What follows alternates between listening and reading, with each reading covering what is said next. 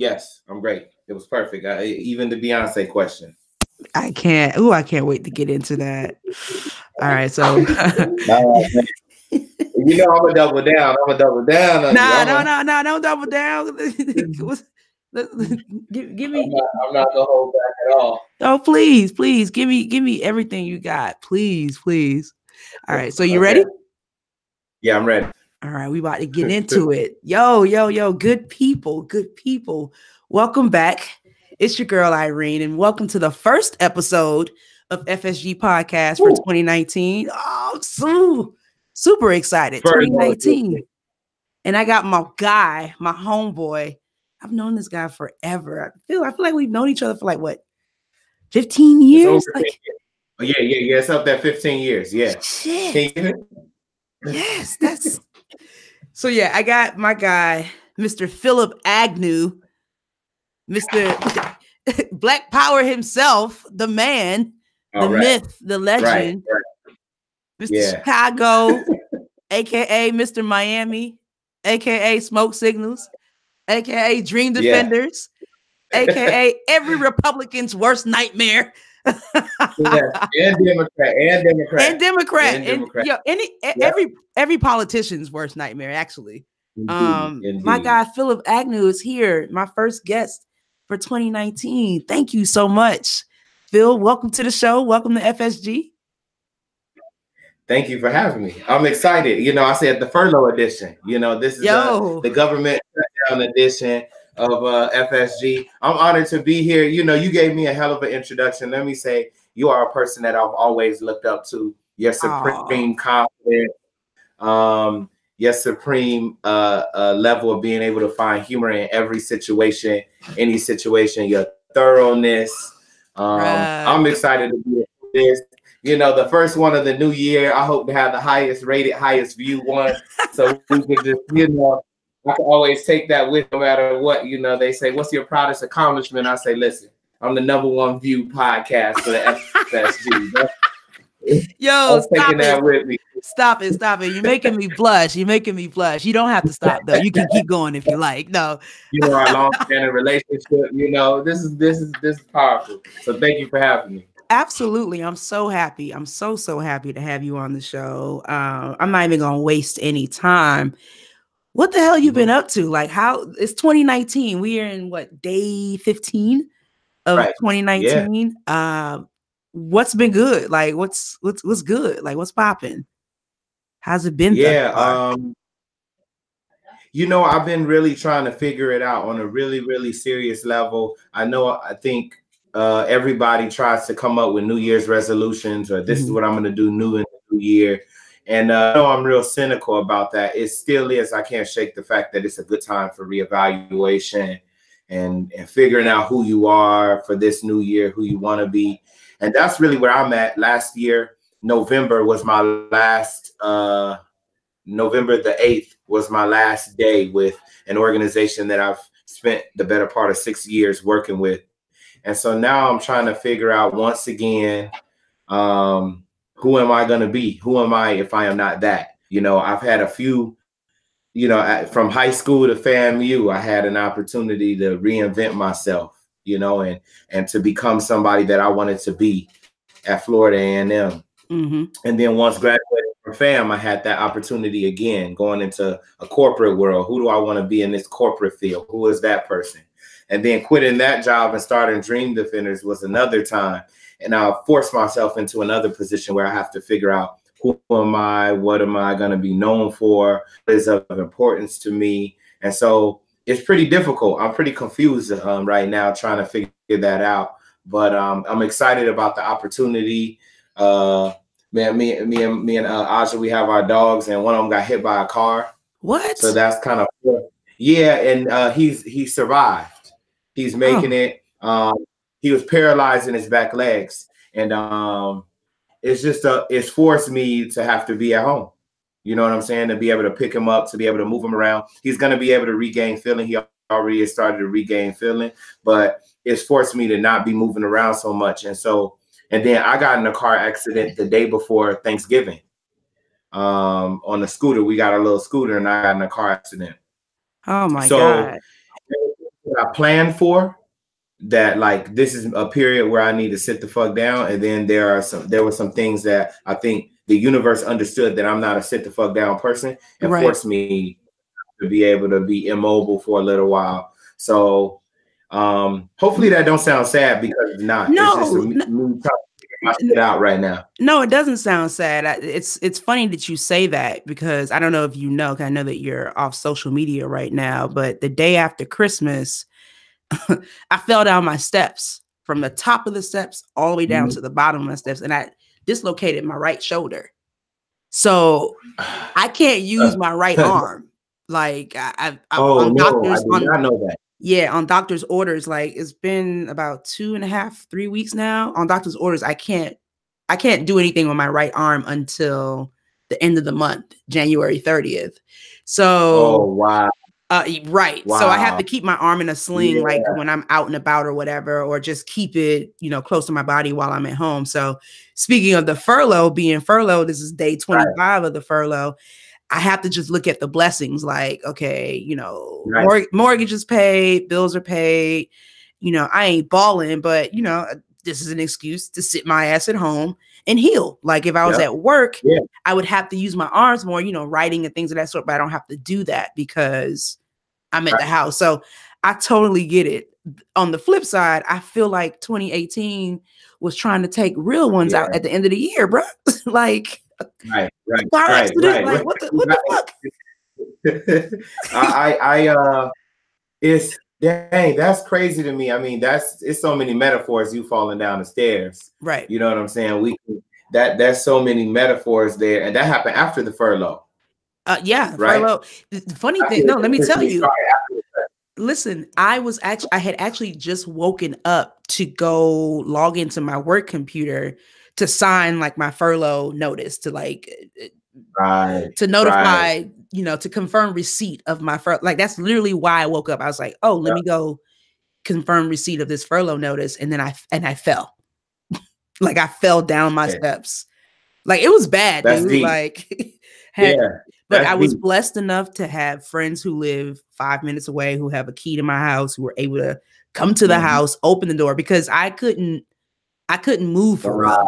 And then take me to the ER. I didn't sign any paperwork I signed paperwork, but my friend PJ handled everything. I didn't talk to anybody at the front desk or PJ, anything like fam? I don't know if you know PJ. Like he is from fam. Okay. But he is from fam, but he was at Texas? fam. You said what? He from Texas? No, he's from Miami. He left before you got there. Yeah. He left before you got there. Okay. But no, so yeah, shout out to PJs from FAMU. But yeah, it was always. But yeah, it was definitely a blessing. Like I just have to look when 2019 been throwing jabs and the end of 2018 was throwing uppercuts, but you just really gotta be Creed out here. Like, okay, that's cool. Yeah, I gotta keep it moving. You said something that was pretty interesting to me, like because I've seen, like, you and I are friends, good friends, like we know each other. So, and I've seen the progression. Like I've seen the many hats of Phil. At one point, you even changed your name, Umi Salah. Shout out. Right. So just hearing you say that, like, how does that affect you? And I don't know how deep you want to go into it or whatever, but how does that affect you mentally? Like being aware that you are finding yourself. I think a lot of the reason why I ask is because I think a lot of times we find ourselves going through the motions and not realizing that we are searching for something within. But you seem to be connected with that fundamental fact that you are searching for who is Phil. You know what I mean? Like, so it's one of those things like, oh man, like the more you're aware, the more you have to deal with and worry about because you are aware of it. So how do you deal with that? Like, oh man, I mean, so I have a tattoo here. It's a token quote from Lord of the Rings. It says, "All who wander are not lost." Okay. All who wander are not lost. And you know what, man? I think it's really, I was talking to my frat brother, Steve. I was talking to Steve Jump. Shout out Steve Jump. Shout out to Jumper. Yeah. Favorite guys. Talking to him. the end of last year, and just talking about just this gift and a curse. I'm just never satisfied. Mm-hmm. And to a degree, I think it seems as if, and I think you know better than others about the other side of it, but I think a lot of people see me as a person who's constantly, reinventing and at least making an attempt to not stay relevant, but to stay youthful and to stay, I got friends still that tell me when I come back for homecoming or whatever, like, yo, bro, you looking good, bro, you doing it. And I think that is a positive part of what I'm trying to do. I'm trying to achieve a place where I'm always finding a new me and living in that new me. Right. But the curse of it is, man, I cannot sit still. I'm just really, yeah, it's like an affliction almost. Like Right. I'm not ever satisfied with the current condition. And I think it's finding that balance of being present and living in the moment, not being so, what can I do next? What can I do to one up this moment? How can I be better? How can I, that's, in my opinion, that's capitalism, right? Right. That desire to always do more and to be more and to be bigger and do it better. And not just be That's, comfortable and that's what's happy up. with what you have. Yeah. And there's a balance, right? Because you Right. don't want to be too comfortable, right? But I'm still trying to find, what I would tell people is I'm trying to find that place of balance where I know I can be comfortable where I'm at and still have that hustle about me and still want to pursue something bigger and pursue something better, but to be in a place where I'm not unsatisfied. Like I'm just, it's really ridiculous. No, I feel you. Like I'm the type of person, I could buy a brand new all black car that I wanted, and as soon as I get it home, I'm like, dang, I might have should have got that white one. Yeah. You got to figure out. You got to figure out how to be satisfied, bro. Right. I got to. But I'll also say, a lot of I am a person that is trying to work to unravel different things in me, and I don't do it all very well. You could ask, a lot of people. I'm not the greatest at doing that, but I grew up in church, so there's a lot of that programming that's still in me. I grew up poor, so there's a lot of that programming where I'm like, I don't think I deserve some things. I think I need to, I want to never be seen as somebody who's trying to, do that. Then fam, this is a whole nother thing. Fam did a lot of great stuff for me. Right. And the frat did a lot of great stuff for me. But both of those things hit me with some programming that was not good for me. Explain. And I talk mostly to my line brothers about the frat. Right. And it's conception of what is successful. Yes. And what is a good man. I knew that's where you were going. I've had this conversation with some of my line sisters and friends, just in general. Like, what is your definition of success? Like, what does that look like? Because if I am comparing myself to the next person, or if the next person is comparing themselves to me and not really understanding the work that goes into it, the turmoil that comes with it, like, you drive yourself crazy. Yeah, you will. And I want to be able to change I think I want to be an example, because I threw myself into alpha. I wasn't super alpha, but I threw myself into that. I threw myself into at least a decent student at an HBCU. I threw myself into corporate America. So I know what it's like to feel like you got to do all of those things. But I also have been able to divorce some of my programming from all those different experiences and take the good things and leave the bad. And so I want to be a teacher for people in the next phase of my life, be able to instruct young brothers specifically. Not that I don't want to work with young women, but young women always show up to everything. I want to start recruiting some young brothers. Absolutely. I can respect that. And everyone needs help, right? But it's good for young men to see people who look like them telling them some real shit. Like, just, you know what I mean? And same goes on the other side. So I definitely feel that. All right. I don't want, we got deep early. We went right to it. No pillow talk. Fuck the bullshit. Like, we got right into it. So crazy. let me take that off course real quick. You know, you and I keep thinking about our time at homecoming, and yeah, we had a great time. What was that? Day snatchers party. We were on a whole another galaxy. It was amazing. Shout out, And Dave. Yeah. yo, shout out to them for real, for real. So yeah, I just want to ask it, you know, segment of the show because I am Irene and I'm ridiculous, and this is for shits and giggles. Keep it kind of. Hopefully, this is an easy question for you, but I'm gonna ask what's the most ridiculous, and in this case, I'm gonna ask what's the most ridiculous thing you did in 2018. Since we're at the top of the year, like let's just round it out. Like, make it a good one. I know you got something that's good, just ridiculous, like. Where niggas would be like, "What, Phil?" Right. Oh man, that actually is hard because you sprung this. You know, I knew it would be a ridiculous question, but I didn't know.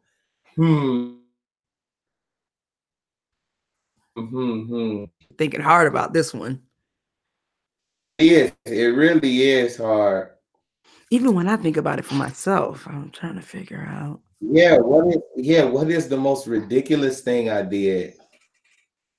I did a lot of traveling. But that's not ridiculous. I did a lot of travel last year. Okay, well, see, the big thing that comes to mind is a TED Talk, honestly. But that's not. So we you know.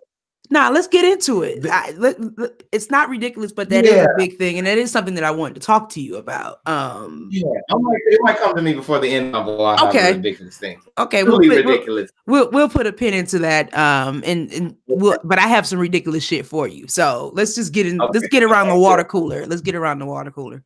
So Phil, you know you my guy. You from Chicago. Yeah. You know how I feel about Chicago. I love Chicago. I think it's one of the coolest cities in the world. You know, in Chi-Town, y'all just have a different type of flavor. But fuck all of that. You got R. Kelly. R. Kelly. We do. Bruh. What's this? What's up with R. Kelly? Like, what is your take on all of this that's coming out? The TLC docuseries, Surviving R. Kelly. I'm asking you because you're from Chicago, and I have plenty of friends from Chicago who grew up during that time who have first account stories. Like there was a friend of mine, I think it was Faith. She was she posted on Facebook the other day that while she was in high school, like R. Kelly would be lurking, like around her bus stop, and her mom. She told her mom, and her mom came out there and would stand with them in the cold. And eventually he stopped lurking, but she was like, what if I didn't tell my mom? Like, what if we didn't have parents that could afford to stand out there who weren't at work while we, like, there's a myriad of reasons why parents can't be around for, during certain times, but hold on 1 second, please. Okay. I'm doing a podcast. I told you. Can I put this in there? Yeah. Hello. I told you. Hi, sorry. No, you're good. It's not live, so I'll edit all this stuff out, make us sound important. Come on. Can Smokey come out? Yeah. Is Cam still there? Yes, he's still there. But Cam can come out. I mean, Cam. Smokey, go. There's something up there that he's. Why don't you just lie right there? Because he's on the bed. Come on, Smokey. Okay. All right. Well, see, this is okay. About R. Kelly. Yeah. So you got R. Kelly. What's really good, dog? Like, because hearing these stories. I posted. I made the woman who executive produced it, Dream Hampton, is a friend of ours, and asked us to post something. So I went to social media to post something after I had watched the first 2 episodes. And I try my best not to. I don't lie on social media, like except for posting pictures that say you're happy all the time, right? But the typical shit that we do. The regular lie. It really made me physically sick. Yeah. watching the first 2 episodes. And I don't think I learned anything new. No, none of us did. From so really, generally, there were specifics that no one could know, but it was sick to my stomach. And when we were in high school, we knew that R. Kelly was going to Kenwood and going to the Rock and Roll McDonald's and recruiting girls, and it was just I think you're worth anything, you're gonna look at yourself. Maybe not first, but we must look at ourselves as a part of this story about R. Kelly, because none of it was new. Right. None of it. We all knew more or less what he was doing, and we continue to step in the name of love. I mean, I remember many a FAMU party where, we were stepping it out, happy people, all of that. Right. So what this show has done is, I think, unearthed something that is prevalent in our society, and it's a conversation that people from Black Lives Matter and women all over the country and world have been leading, is that we just really don't care about Black women. Mm-hmm. We don't care about what happens to them. We don't care about how bad it is, especially when it's somebody like R. Kelly. And I did see the video. It was like my freshman year of college, or maybe my senior year of high school. I watched the video. Yeah, I watched it at FAM as well. Yeah, and I remember, I'm ashamed of it now, but I remember saying like, oh man, she looked like she wanted it, and he didn't force her to pee on him, or her to let him pee on her. This was a thing. I remember laughing along with Dave Chappelle on the Chappelle show. I piss on you. And it's really me really understand how sick and perverted we can all be when it comes to young women, Black women, and them being seen as loose and fast, and this is what they wanted, and they knew what they was getting into, and by now they know what they're getting into, and they still went with R. Kelly.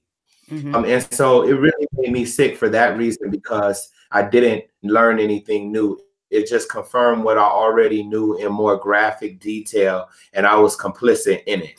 Right. Not just you, the entire industry, all of us, we were all complicit in it. It was almost as if when he got off on trial, even though those of us, which were many, those of us who saw that video, saw that girl, saw R. Kelly, heard somebody call his name, and he answered during, the act in the video. It was almost as if, when he was acquitted on trial, I remember being in my car being like, well, I mean, I guess if they found him not guilty, who am me to judge? Right. And I continue to play R. Kelly music. I continue to play it. And for me, honestly, it wasn't until I think 2013 R. Kelly had come back out with some song. It was like that video. Something, it was something about panties or something like that. And there was a new accusation that came out. And I was just like, you know what? I can't. Like, I think it wasn't that, I heard something new, but it was like, okay, now I'm more mature. I'm grown. This just doesn't sit right. That was when I really started to distance myself from listening to R. Kelly music. Like, it was like, you know what? I'm good. Like, if it plays, all right, cool, but I'm not going to seek it out. I'm gonna have to take it off from my, my sex me mixtapes and shit like that. Like, I'm good. But then watching this, because I watched all 6 parts, and the only way I can describe it is angst. Like, I found myself getting anxious. Like, what is it that I'm watching? And it wasn't so much so these young women or these women who just toted the line of legal age or what have you. It was really, okay, the people who were talking, like his manager, who was like, I was there, or the guy that was like I think he was a fellow writer, a producer, who was like, I was never around it, but I saw it. Like, I walked into the studio, and there was a naked girl standing next to him, and he was like rubbing her ass or something. And I'm like, even the nonchalant way in which they were telling the story to, you know, during the documentary, I'm like, are y'all listening to your, like, y'all are Yes. complicit. Do you know Like, people are gonna watch this? Yeah. right. Yeah, like y'all are complicit. Yeah, like y'all should be brought up on charges as well. Like I was totally Yeah. confused. And then the parents, like the parents, Hmm. and specifically the fathers. Listen, Mm-hmm. and the reason, and Yeah. I'm not trying to put blame on them, and I'm not trying to call out fathers specifically, but I'm looking at these Black men, and I'm Mhm. like, nigga, what?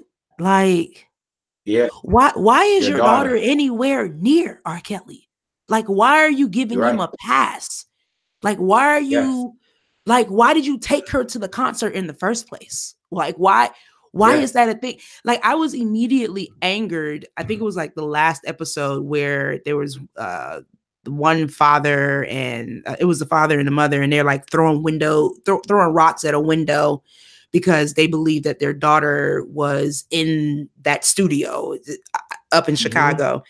Mm-hmm. And I'm like, bro, what are y'all gonna do with rocks? Like, what are y'all doing? Like, what is happening? And Right. at this point, they haven't seen Yeah. their daughter in like 5 years. She's like, Yeah. I guess she's like 21 or Wow. 22 now. So, and Yeah. the police are like, oh, we Yeah. can't do nothing for you. Like, we can do a wellness check, but if they don't open the door, like, it's like all this red tape. And I'm just angered because I'm Mm-hmm. like, I'm angry with the parents. I'm angry with the police system. I'm like, really? Like, y'all breaking the niggas' doors every other day for stupid shit. You telling me you can't, Right. a family member is telling you they are missing a family member for years, and Yeah. y'all Yeah. can't bust the door down. Like, I'm not, all of it just seems, it seems weird. Like, it just seems like R. Kelly knew something that we didn't know. Like, he was like Right. you've heard of bucking the system and beating, Right. like he knew something that it was like went completely over everybody's heads. Like, Yes. Well, this is the thing. So a few things you said that I think are super, super interesting. We trusted, all of us, not just you. We trusted the judicial system when they said that he was not guilty. Yet we never trusted the judicial system at all in any other occurrence, whether it be with Michael Jackson or whoever it be. OJ. We were willing to, we were willing to trust the judicial system in this case. So that's a level of dissonance that we all got to reconcile with. And the other thing I want to say, and I was telling people when we were talking about it at the house, is I think we are beyond the point where we can believe that people are protecting R. Kelly.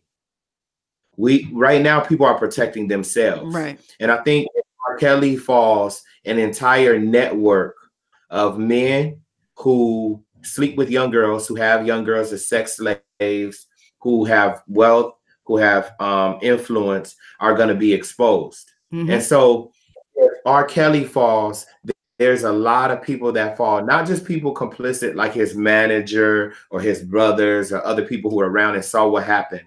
I'm talking people. There's Jeffrey Epstein. Have you heard of Jeffrey Epstein? No, I don't think I have. Extremely, when you look him up after this, an extremely wealthy guy who had his own island, who he was bringing princes and heads of state and prime ministers to this island where he was having young girls on the island, and they brought up charges on him, and he was able to beat them. I think what we don't understand is that it's a lot of people who do really sick shit, and that there's more of them that do it than we know. Mm-hmm. That they cannot bring him down, and they must make sure he is protected, because if he falls, a whole bunch of shit falls. And I think that's the thing that is very jarring for a lot of people, that there's this underbelly of people who do real disgusting shit. That's disgusting by any law of moral or legal record. And they don't want him to go down because it's going to affect all of them. Right. And I think there's going to be a lot more coming out. And the last thing I want to say is, I think we've got to reconcile that there are a lot of people who still like, they're going to put all of this on him, and they're going to put all of this on Bill Cosby. But the white people that do this are not going to ever see any type of justice or any type of jail time, or they're not going to have their reputation destroyed because they're white and he's black. And I think there's some credence to that. But at the end of the day, that does not give us the right to ignore the fact that he's been doing this for dozens of years. Absolutely. And there's hundreds, thousands of young women and girls that he's done this to that deserve for something to happen to him. Absolutely. And we need a whole society understanding of this is real sick stuff. This is real, like, it's real sick. It's baffling. But I say baffling and I use it loosely because I know that there are certain things, excuse me. I know there are certain things or ideologies or methods of thinking that our parents lived by and our grandparents lived by that even to this day, we're like, that's wild. Y'all tripping. Y'all crazy. Mm-hmm. And right now, it's crazy because we are actually seeing that turnover now. Like we're actually living it now. Because when you think about it right now, right, like it's happening right now, and we're seeing it. Like we're also just so appalled by it, but we also lived it that 10, 15 years ago and was fine with it, right? So it just makes me think because, you know, when the documentary aired last week or the week before last, of course, everybody's like, oh, well, look at all the other people who were saying things in their music and how problematic it was and things of that sort. And yes, it's good to have a conversation about that, right?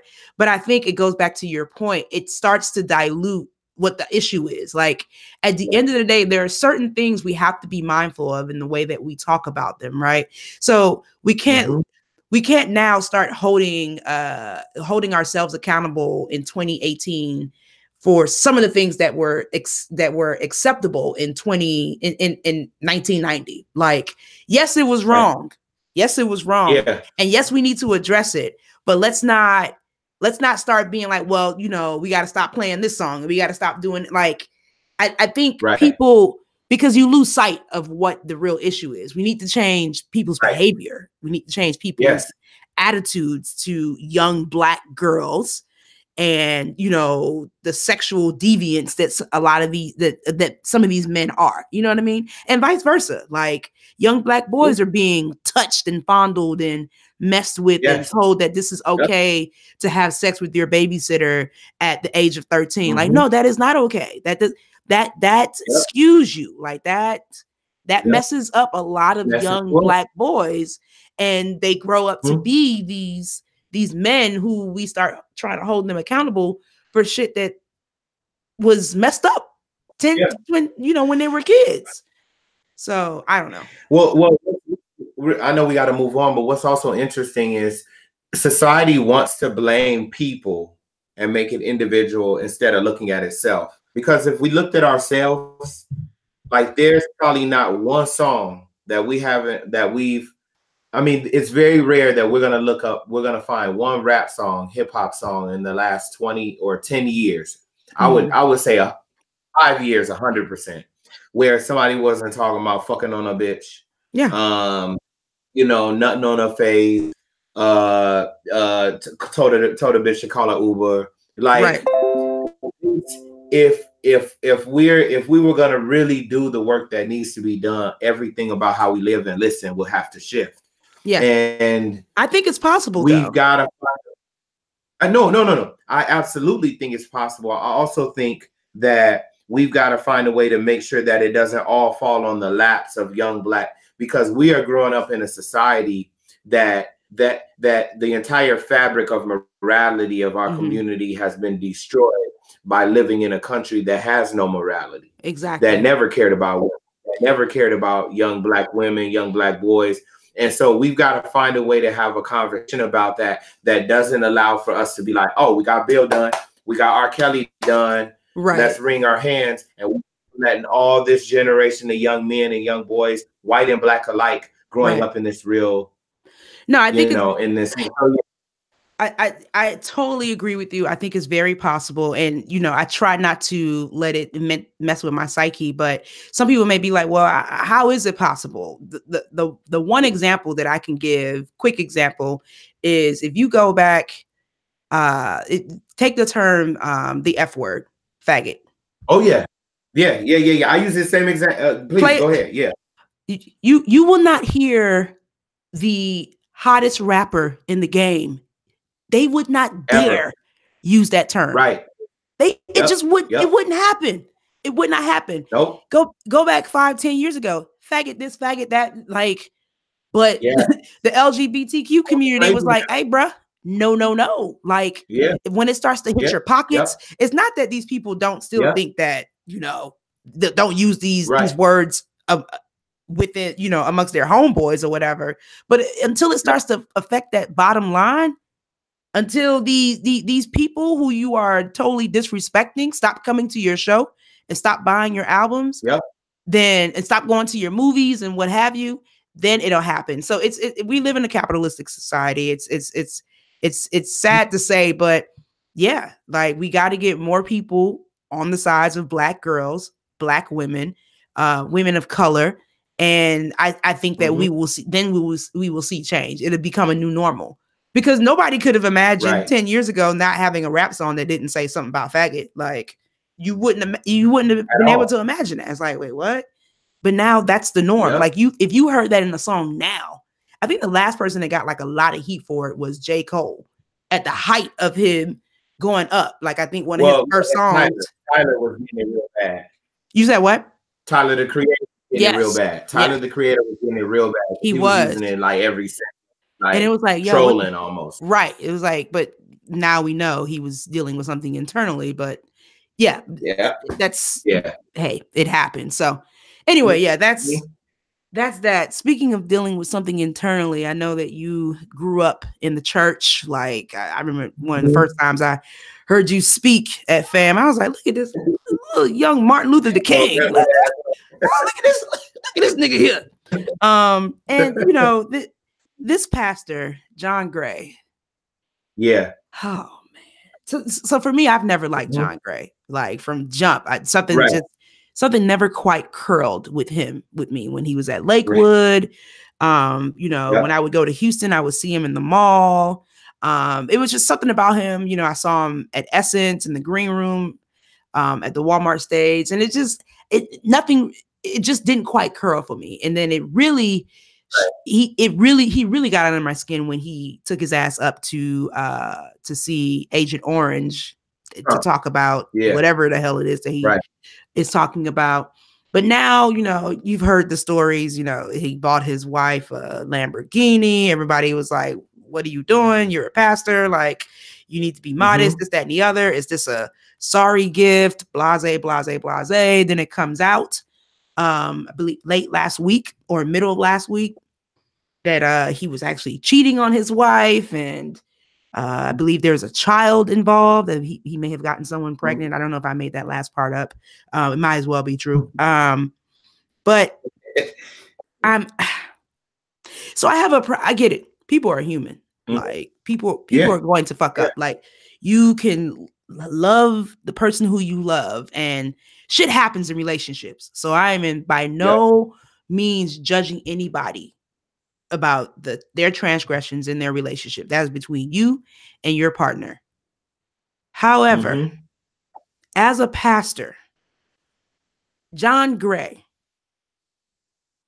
my concern isn't even really John Gray. It's more so the way that his wife continuously, seemingly supports him in his foolishness, and his congregation, people who follow, I believe, blindly. So I'm not saying that my pastor has to be perfect. I know that my pastor is not going to be perfect, but I am saying that you can't be my pastor if your shit ain't together. Like if your shit just ain't together, like you can't lead me. You cannot be a leader if you are not actually following the principles that you are teaching other folks. Like you're a hypocrite. Like I can't, like, what are we doing? Again, nobody comes without fault, but John Gray is like from one fuck up to the next. And I'm like, how much longer is this going to happen? And what do we as Black people, and I get it's not Black people, we are a unique people. We're not all the same. So let me rephrase that. Not Black Right. people, but certain people in the church who were just like, nah, I support, like, that's my pastor. And I'm like, what are you looking at? Like, what? Yeah. How is this happening? Yep. Whew, this is a deep one. This is a real deep one. So first off, I didn't know about this most recent John Gray thing that you brought up. Okay. Because I've been right. I thought you were going to refer to the previous like 4 other things that he's come out and done. No, that's funny. That was old news. We try to keep it current here at FSG, but he keeps coming back up. The gray matter every time. Okay, so I got a few answers to this. Okay. The first is we Black people, whether you think it as a monolith or along every shade, class, whatever, need to demand a better religious experience. Yes. I don't mean a better church. I mean a better religious experience. Now, I'm not super ultra hotep cat. That's not me. Actually, it's never been me, but it's surely not me now. Right? So I am not educated enough on the religious experience of all the tribes of Africa to recommend that we return to Africa, to look to Africa as the source of our religious experience of the future. Right. What I will say is that Black people as a whole, African peoples who have been brought here to the United States, have always been at odds genuinely with the way the church is developed and built. If it wasn't the church actually not being in support of civil rights, right? Mm-hmm. During the 60s, not at the level that we've been sold. The church actually was more in support of things staying real calm. We don't need to have y'all all out in the streets and things like that. Whether it be our initial introduction to the church and religion being as a means to pacify us against revolting against our slave masters, right? Mm-hmm. Or whether we look at work of Christian missionaries across the world, Black people have had Christianity and that religious experience imposed on us at a variety of different times. And the result of that, save a few examples, has been the detrimental to the Black experience. Do you get what I'm saying? No, I get it. I'm trying to choose my words wisely. I feel you. I see you. You're thinking like, okay, you're not trying to offend nobody, but you're just trying to tell the truth. Well, yeah, no, I don't mind. This is another thing. I don't mind offending people. I don't like being misunderstood. Right. Okay. So I'm not offending. But what I'm saying is, I like that. I don't want you to be offended by something I didn't say. Right. Like, exactly. Get it right and then be offended. Yeah. But feel how you gonna feel. Been used against us over and over and over again. Mm-hmm. So Black people need to demand a better religious experience that factors in the reality of our conditions in this country and our real world, and that factors in the fact that our religious experience is not about one God or one monolithic experience, but that there's a whole lot of things that African peoples have done in this country and around the world that gets closer to feeling whole, to feeling transcendent, to tapping into the spirit world. And that we always have done that. And rarely has that place been a Christian church, not as much as we have been sold. The second piece that I want to say that is more direct and maybe less long-winded is that John Gray, Creflo Dollar, a lot of these people come from a prosperity gospel. So if you understood my first point to be we need a better religious experience than the one that we've been given, mm-hmm. and you understand that thesis of the first one being based on most of what we've been given is a theology based on prosperity. Right. That is what we believe more is in vogue right now. John Gray and all these people teach that the closer you are to wealth means that is how close you are to God. Right. Right. And so they don't say this, but the reverse of that is the farther away you are from wealth, the farther you are away from God. And so we have congregations full of people who understand that their minister is a cheater, touches boys, touches girls, does whatever they do. But because they see them in proximity to wealth, they believe that they must be divinely blessed by God. Right. Because you have a Lamborghini, because you have a Benz, because you have a huge home, because you have a Rolex, that the rumors can't be true. Right. Because God wouldn't bless you with this. He wouldn't be blessing you overly, abundantly, down, shaking together, running over. Right. Because if those rumors were true, He wouldn't be blessing you. And if it comes out that those rumors are true, then you haven't sinned hard enough, because God still treats you as His son. Right. And still bestows upon you blessings. And so I think we've got to demand a better religious experience, one that is completely, I think we should start to pursue a religious experience beyond Christianity, beyond the church. So that's my first thing I want to say. But the second thing is, if you choose to go to church, you choose Christianity as your chosen religion, then you must not be a part of a church that teaches prosperity gospel. Because a church that teaches prosperity gospel is not concerned with the community around them, because those two things don't factor in together. VIP seating at the front of a church so that you could be closer to the minister and you pay more is not that is concerned with the needs of the people. A wealthy pastor actually does not want an elected official or a mayor or a police chief or a commissioner in your community that talks about redistributing the wealth in the community. Right. They actually are not to support a mayor or a president that does that. And that's why you have a John Gray can go and be at the foot of Donald Trump, because they teach a prosperity gospel. They teach that God told them that they must be in proximity to money. Right. And if you are in proximity to money, you are in proximity to God and heaven and gold and all of that shit that apparently God cares about. You know, when you go to heaven, all the streets are paved with gold. Right. And we're supposed to believe that that's what God cares about. But that's a whole nother thing. So this is how you get a minister who does the things that they do.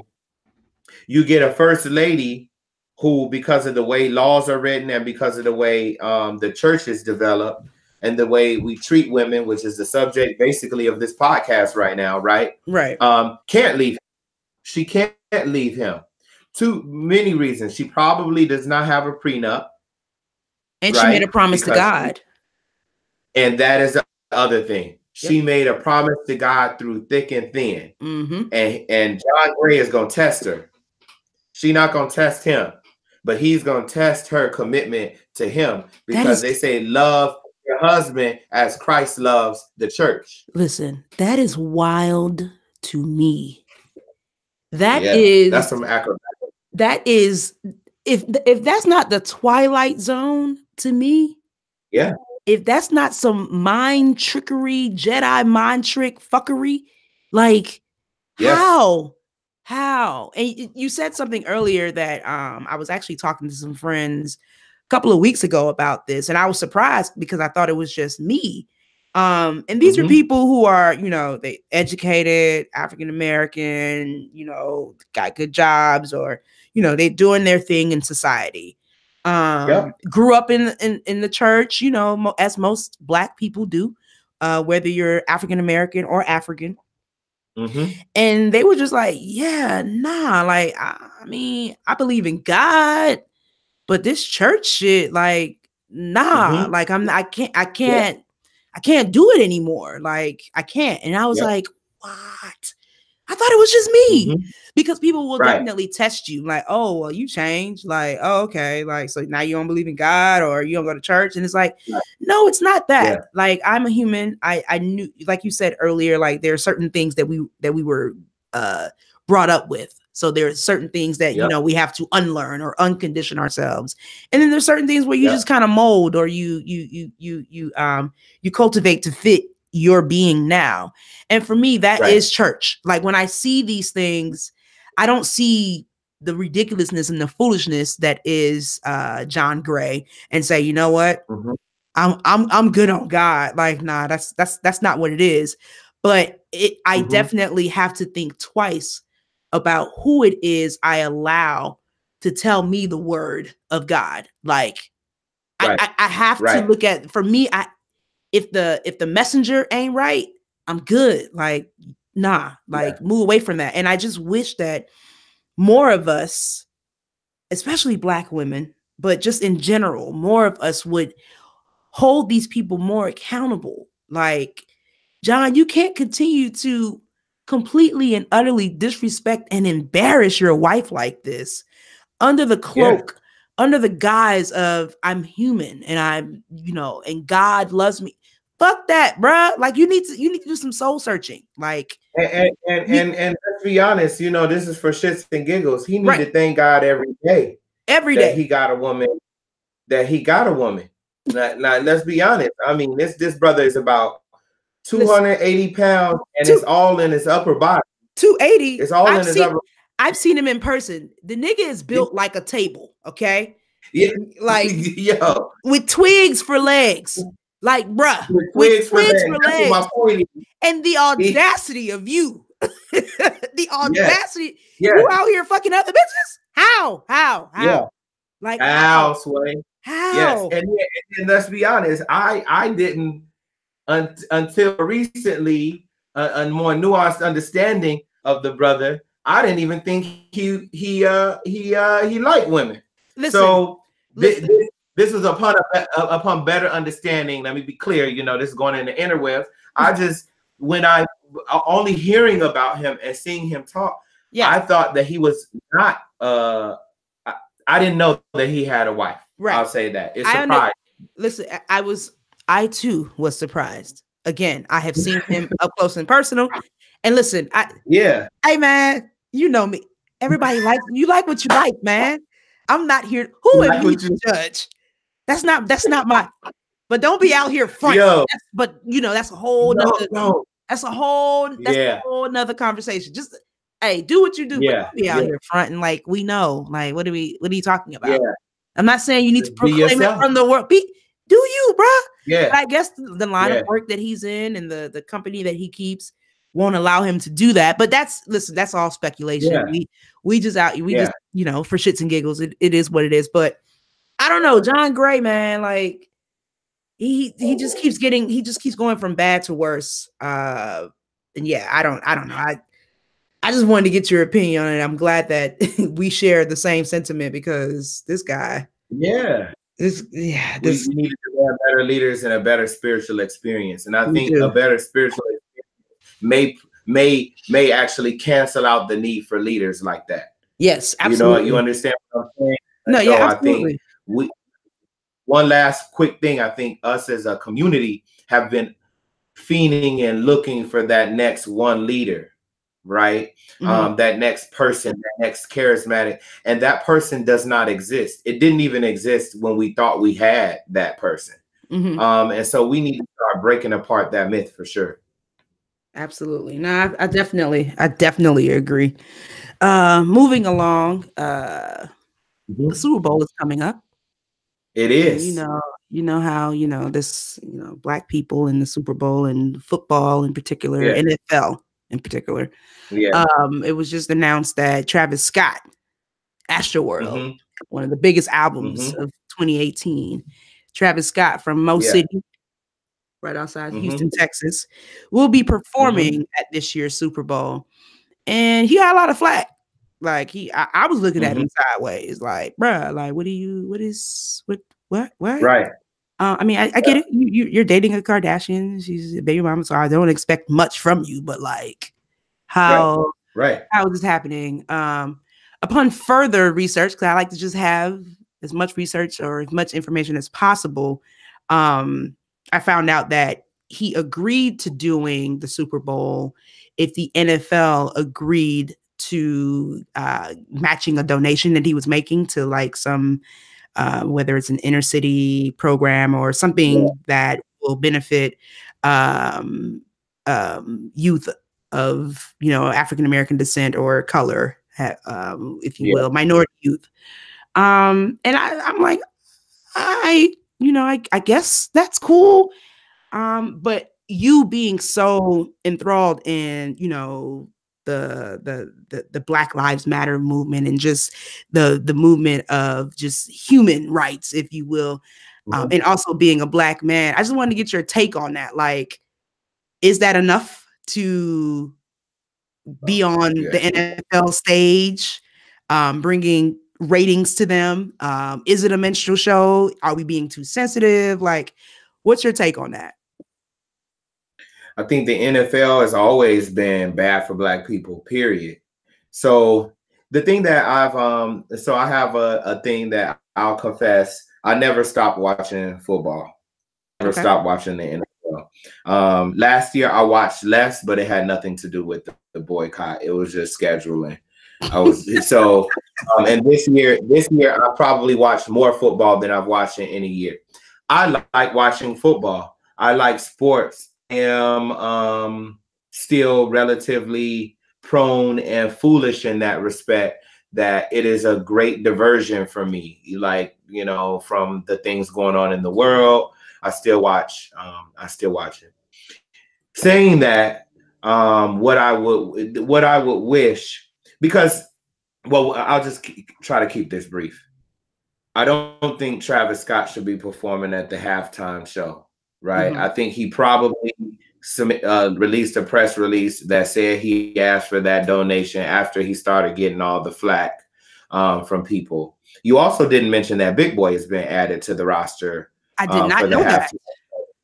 Oh yes, Big Boy has been added to the roster. He was added this week. They announced it. It feels like they're just getting all these Black artists, and that's the part that is like, Big Boy. Well, we have. Why are y'all doing this? We all have to. This is what we have to understand, and I think this is the thing that hurts to say. We don't own our culture anymore. We don't. Hip hop and rap is not our culture anymore. It is the world's culture. The rappers that we look up to don't feel any obligation towards us at all. Have you gone to any of these concerts? It's like 70-80% white people. Yeah, I was just at the Travis Scott concert in November. It was yeah. Me and my homies were like, yo, first of all, we feel like we're the oldest people in here, and it's probably maybe 20 other Black people in here. Yeah. Everybody was white. They don't feel obligated to us because they are not obligated to us. Period. And that's the thing that I think hurts people to hear, but that is what the facts of the matter are. The artists that we love, by and large, with few exceptions, are not beholden to any sort of Black community or Black cause, period. So I have zero expectation. What we have to do is build the power to then be able to make those type of demands on those artists and them actually feel something. They're not going to feel anything. Travis Scott is not a Black artist anymore. He is. I'm not saying that we should have no expectations and we should not be hurt. That's actually the opposite of what I'm saying. I'm saying we should be very angry and we should be very hurt, but we also have to be accurate in our assessment of the times and the hip hop culture that no longer belongs to us. We are not the main financiers of hip hop culture. We are not the main supporters of hip hop culture. We're not the main wearers of hip hop culture, posters of hip hop culture. And very soon we will not be the main producers of hip hop culture. We don't produce the streetwear. We're not behind the #1 streetwear. I mean, Virgil Abloh is stepping up, but we're not behind the #1 streetwear brands in the world. Mm-hmm. We don't own labels. We don't own the shoe companies. That culture has been taken away from us. So, yeah, it makes me mad, but it doesn't surprise me at all that they're doing this type of stuff. Travis Scott don't even need the halftime show. That's why I'm confused. Like, I hear you say Big Boy, and I'm like, okay, ain't nobody checking for Big Boy for real. But I'm even more annoyed by Big Boy because I'm like, but you're older. Like, you know what the fuck is going on. At least I think you know what's going on. Like, I get tired of people being like, oh, these people are so disconnected, they don't know. And I'm like, nah, bruh, like you can't be that disconnected. Like, come on. Like, even if it's just Killer Mike in your ear, he knows what's going on. But this is the thing that I'll say, Irene, we need, our movement is not, they don't believe us. We need more people. That's period. All it is. Artists follow the culture. They don't create culture. They do not create culture. Let me just tell you that. Artists, especially artists of today, they don't want to be outside of the culture. They don't want to seem out of step with what people are doing. They want to feel like they're a part of it, riding the wave, or at least advancing a culture once they become a part of it. We are still the creators of the culture, but what we've done is yielded that power to other people. But our movement needs to be stronger, right? And we're not strong enough. And until we're strong enough, then people are going to continue to do things. One thing Rashad Robinson with Color of Change says that I love is they are not afraid to disappoint us. They're not. No one is afraid to disappoint Black people. You're afraid to disappoint gay people. You're afraid to disappoint white people, obviously. You're afraid to disappoint the Asian community, wealthy people, Jewish folks for sure. No one's afraid to disappoint us because there will be no repercussions. And right now, sadly, this is the other thing I talk about with people behind the scenes. If all of us stopped supporting Travis Scott, he would still be probably one of the #1 touring artists in the world. Absolutely. Right now. Absolutely. Which it just it sucks because then it brings me to my next statement. So the Clemson Tigers won the NCAA football championship last week, beating Alabama, kicking the shit out of Alabama, actually. And you said what? It felt good to see. Yes, I was very happy that they beat Alabama. But then they went to the White House, which I was surprised, and I guess I'm putting too much onus on these teams.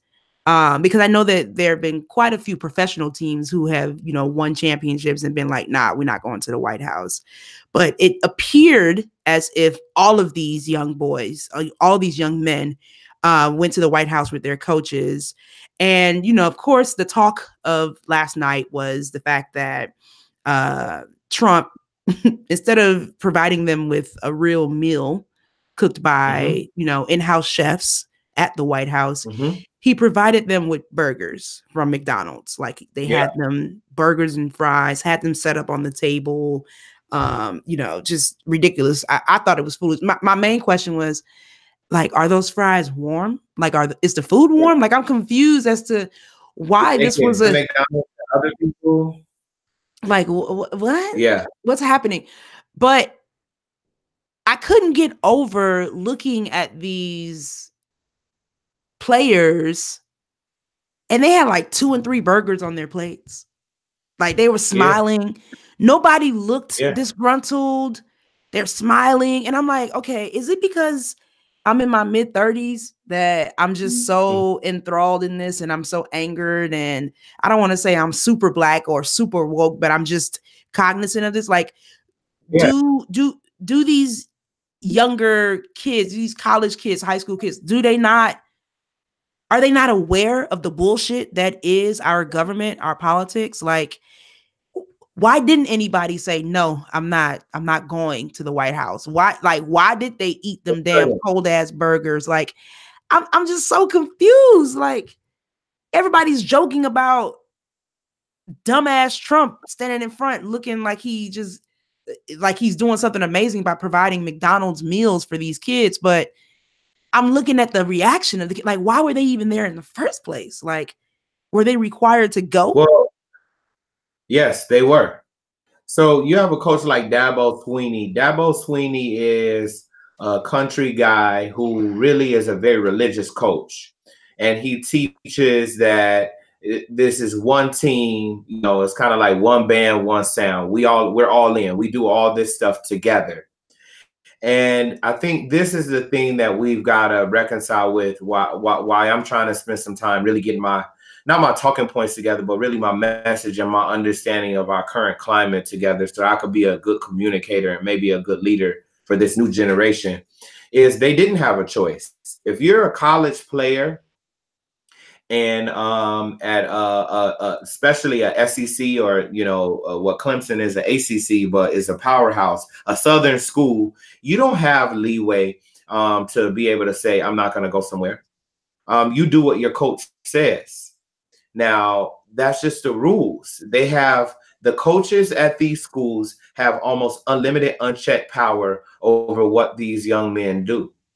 And so there was now we don't know what happened behind the scenes. I'd love to give the benefit of the doubt and say behind the scenes, there were people who didn't want to go, but understood that they had to go and that they only posted pictures of them being happy with whatever they were given and not any pictures of kids not eating or not standing or not smiling or none of that.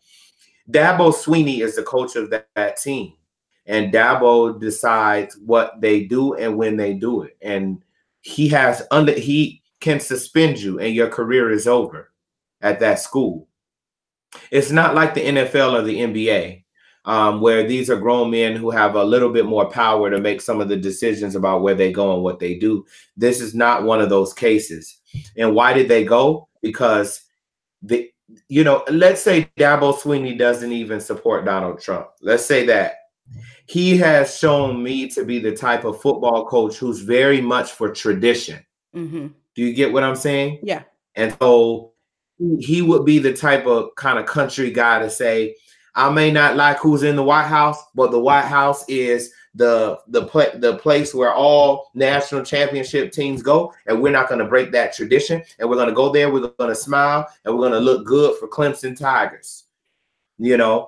I don't know where he stands, and don't take this as like giving a whole bunch of benefits of the doubts. He might love Donald Trump. He might be a staunch Republican, might be a hateful ass racist. But for those kids, they don't have the freedom to be able to say, Coach, I don't want to go. Because not for a coach like Dabo Swinney.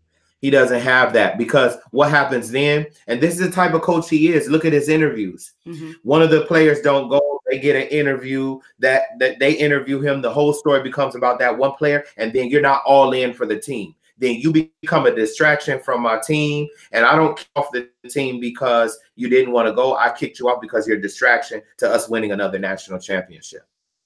And so everybody had to go. And so, no, I understand and I don't agree with it. But for those kids, I'm willing to give some of those black kids specifically and a good amount of the other kids the benefit of the doubt that they did not want to go, that they thought it was stupid. They thought Donald Trump was a fucking idiot, but they didn't think that a political stance was worth them not having a scholarship and potentially an NFL contract.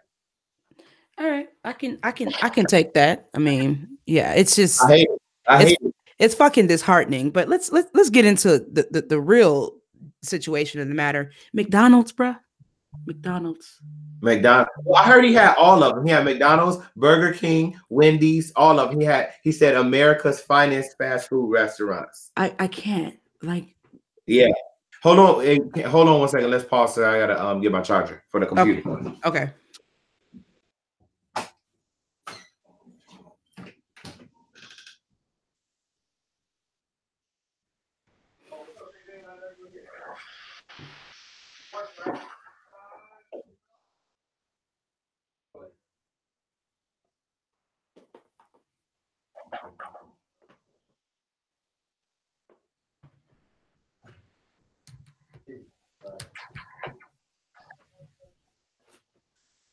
Hello.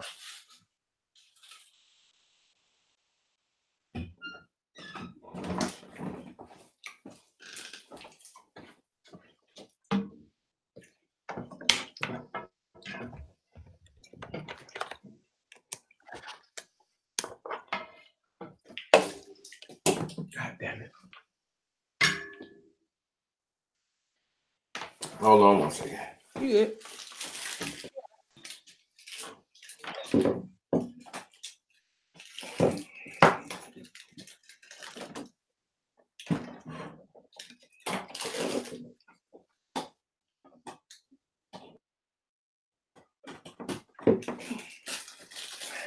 Can I eat while we doing this, John? Yeah, that's fine. All right. All right, I'm back at it. Oh, what were we? Where were we at? McDonald's. Yeah, like I'm just like this guy can't be serious. Like, but we're living in a soap opera. He knew we're living in a reality TV show. He knew that posting that picture would get more people talking about the fact that the Democrats won't pay for his wall. bruh,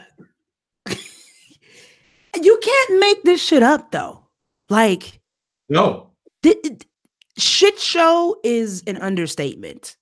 Like, reality TV is an understatement. Like, this shit is baffling to me, to say the least. Like, I'm floored. I'm like, this can't be real. Some way, somehow, yes, absolutely. He 100% can get elected again. That's what's even more disheartening and scary. Somehow, some way, we allowed Trump to hold the government hostage, dog. I haven't been to work in 25 days because this guy's having a temper tantrum about a wall that he doesn't even understand what the wall means. Like, it's not even about border security. It's about, this is what I said I wanted, and we're gonna do it because I said I wanted it. Irene, but this is the thing. We don't understand what the wall means. The wall is a symbol. It is a symbol for him and his base of a nationalism that they put forward, that the United States is a nation that is protected and not porous. And we don't have to give a whole bunch of shit away to Mexicans anymore. He fully understands what the wall means, right? And what it does and what it will not do. What it represents. He knows under this motherfucker. They're gonna do all. They're gonna jump over it. It don't mean nothing. But he's able to say, "I didn't stop until I did this for you." And that's the type of shit that could get him reelected. This is wild. And he knows that. He knows that. Oh my God, this is wild. All right, I'm done talking about Trump. I want to get into some more. I'm hoping. Right, 45. I'm hoping this is, I don't know if this is gonna be lighthearted. I mean, I like you, Phil. I love you a lot. But there are certain things that you and we don't always see eye to eye on. And you know, it's been a couple of times. It's been a couple of times I've been like, "Hey, bruh, I hate to have to fight you, but I will if I do." So I'm gonna just, we've talked about this in person and on social media, whatever. But I brought you on the show specifically for this. This is what. Also, it wasn't the politics. It wasn't. Fuck the politics. Fuck all that important shit. This is for shits and giggles, okay? And here for shits and giggles, Irene loves Beyonce. Like, Beyonce is Queen Mother. I've heard that. I've read. Yes, Beyonce is the end all be all. And sometimes you come around the corner and you be like, "Nah, sis," and you say your stuff. There was one thing that you said one time, and it wasn't targeted to me, but I was like, I read it and I was like, oh God. So it was when, and I don't know if you remember this, it was when Formation dropped. And you had a status. It was like, no, the best revenge is not getting your paper, or something. You said something, and I was like, yeah. I was like, I remember that. Here come Phil. All right, Black Lives Matter. Oh shit, here we go. Yeah. So I just want to know, what the fuck is your beef with Beyonce, dog? Like, what's up? Like, let's talk about it. Because tell the people your stance. So give them some background, because I'm like, I try my hardest not to let my friendships dissolve because of people's differences. Over Beyonce creative differences. Right. So this is what I'll say, and I mean all of this, and this is on the record. I think Beyonce has one of the most beautiful voices and I grew up in church. and I know people that disagree with me. Right. I think They're wrong. Beyonce is a top 5 voice in definitely currently, but possibly top 5 to top 10 history wise. Her voice. She is the number 1 performer out of any man or woman that we've ever seen in history. Period. So I think there's nobody. I'm gonna disagree, but I always put Michael at top, but I'm gonna let you finish. My bad. I pulled a Kanye. Well, I think Michael paved the way. Absolutely, he definitely did. He definitely did, and I can go on record and say my love for Michael won't allow me to put Beyonce at the top. So I'm full disclosure. Like I get it. Yeah. You know what? If he is the bar by which all are measured by, she is there. She is reaching the bar. Absolutely. So those two things are indisputable, and the album with Pretty Hurts, whatever that one was, maybe it was Beyonce, whatever. I love that album. I've listened to it dozens of times, including like some of the songs a bunch of times. So I want to get all that out of the way. Craftsmanship. Yeah. I see you set me up. I see you set Here's where I hit with the double down, where I said I'm going to double down on the critique. My beef actually is not with Beyonce fully. Mm-hmm. It is with the fans. Mm-hmm. Okay. It is with Beyonce fans. I think Beyonce fans, because not to get overly political, I know we're having fun for sure. I want to have fun. The same way I feel about Beyonce, Obama fans, is that the love for Beyonce, the cult-like love for Beyonce, leaves you all to waste all your power to make Beyonce do what you want her to do, instead of her getting y'all to spend $500 to come see what she does. So that's my main beef. My main beef is that people's cult-like love for Beyonce does not allow for anyone to critique Beyonce, one, and two, does not allow the Beehive to look at you ourselves and be like, we are the single reason why Beyonce is this. Well, this incredibly powerful cultural force. You know what? We need to demand that we could singularly move, because this is my thesis about the whole thing, is that artists don't create culture. The culture creates the artist. I do not believe. I think Beyonce is an evolving artist, woman, person. I'm not. If we were in an argument over drinks and I was just trying to really, really get under your skin, I would say different stuff, but I'm being real right now. I feel you. 100% real. I'm hearing everything that you're saying. I think she's an evolving person and artist. I still would be very reluctant to believe that she would be super Black woman right now if the culture wasn't on super Black woman right now. I'm sorry.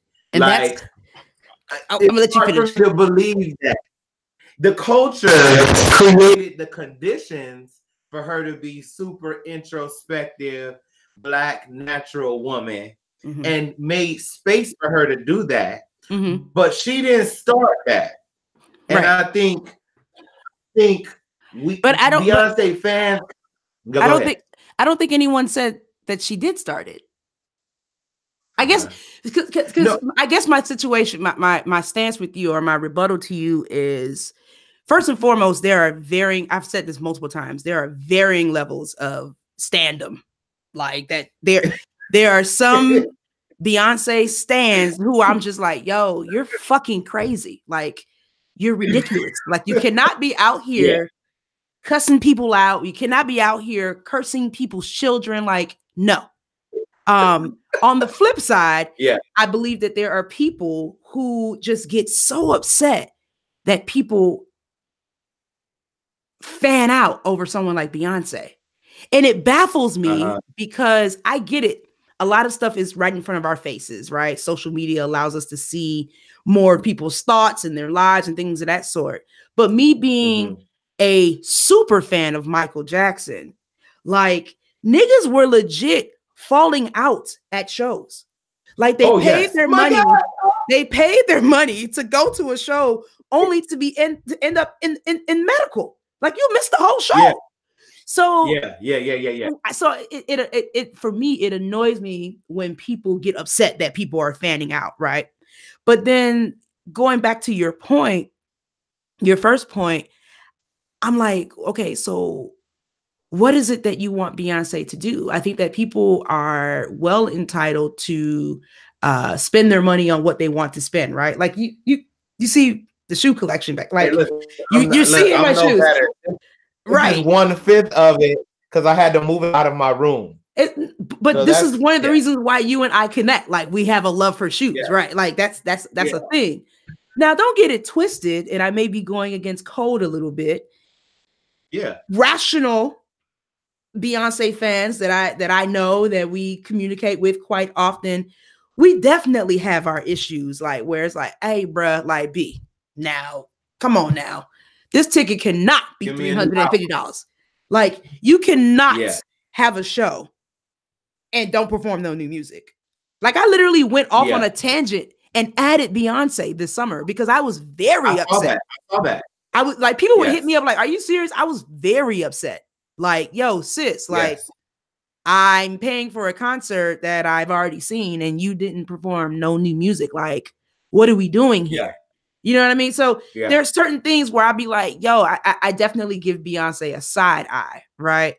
But I don't know about that last point. I don't know that because your last point leads me to believe that you think that Beyonce is doing what she does now or being this ultra black and super black and black power to her benefit, meaning it's the cool thing to do. And for me, I look at it as she understands that we're in some bullshit right now. And these are her feelings. Like, no, I'm going to let you know that I'm not this America's sweetheart that y'all think that I am. Like, no, I'm super black. This is how I feel. Like, you know what I mean? Like, I look at it, I see where you're coming from, but I look at it from a different angle. Like, I don't see it as, because then it would be, if she doesn't come out with a song like with an album like Formation, or a song like Formation, or a song, or anything that was on the last album,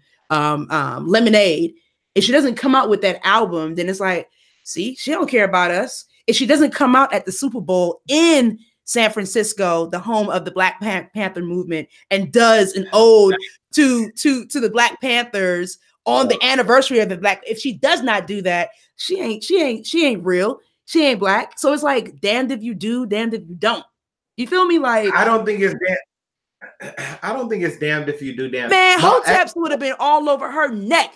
That bitch was in San Francisco at the Super Bowl, single ladies in up, didn't say shit about the Black Panthers. Like, she would have got, y'all would have been on her neck.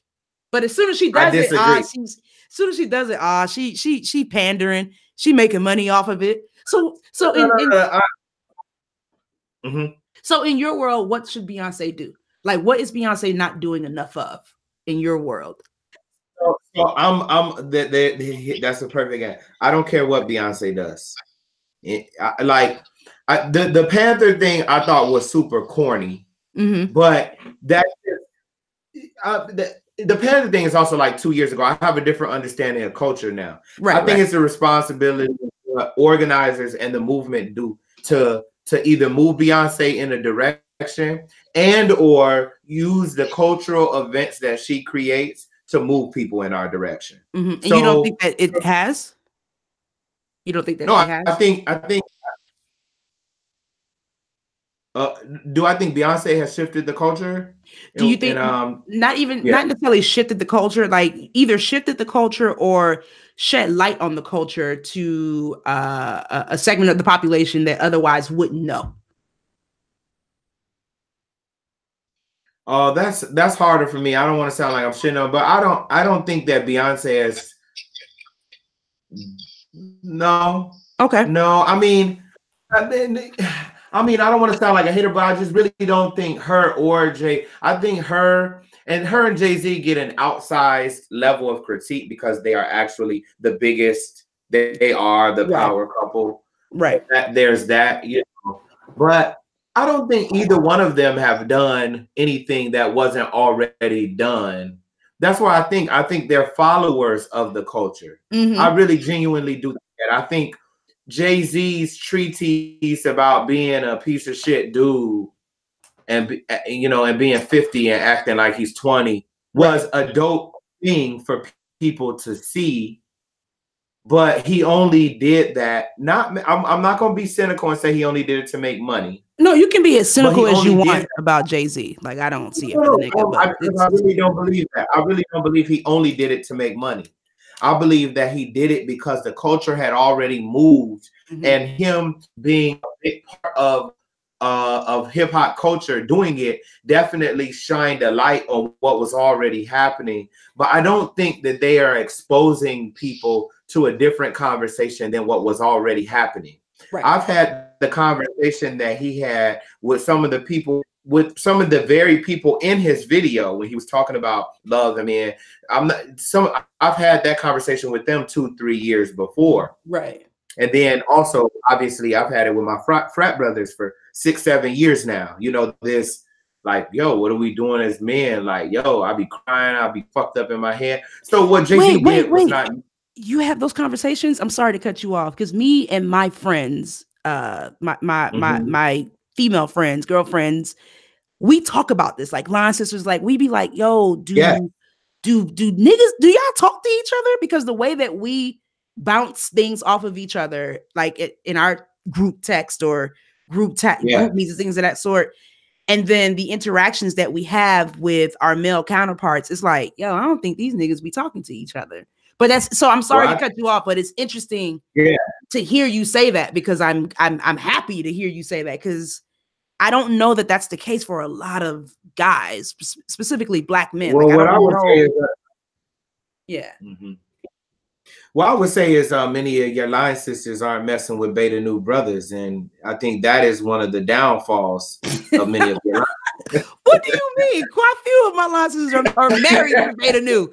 Listen, get back to Beyonce. I knew you was gonna say something ridiculous. Circa spring 05, this era of Black man was just at the zenith of evolution. My God, not the zenith. Get out of here, dude. Oh my God. No, we do. I mean, honestly, it was funny. I'm like, when me and Steve get together, that's pretty much all we do. I mean, and it's not just him. I mean, he's one of my best friends, but like that, we've been untangling this shit since graduation. Because once you get off the yard, you're like, oh shit, you land in a city and you're like, oh fuck, it's new. And so we've been untangling this stuff for many, many years. So yeah, I will say men are talking about that. And so back to the Jay-Z Beyonce thing, I don't have any beef with Beyonce. I think Beyonce fans treat her like she's their leader. She's actually their follower. And if Beyonce fans demanded Beyonce, the biggest artist in the world, we're not performing, for example, and you asked what I would like for her to do too. Yeah, and a follow-up to that would be, if Beyonce and Jay-Z, well, specifically Beyonce, if Beyonce is not doing it, what artist is doing it? Like, what does that look like? Because I think sometimes what we ask of these artists is a lot.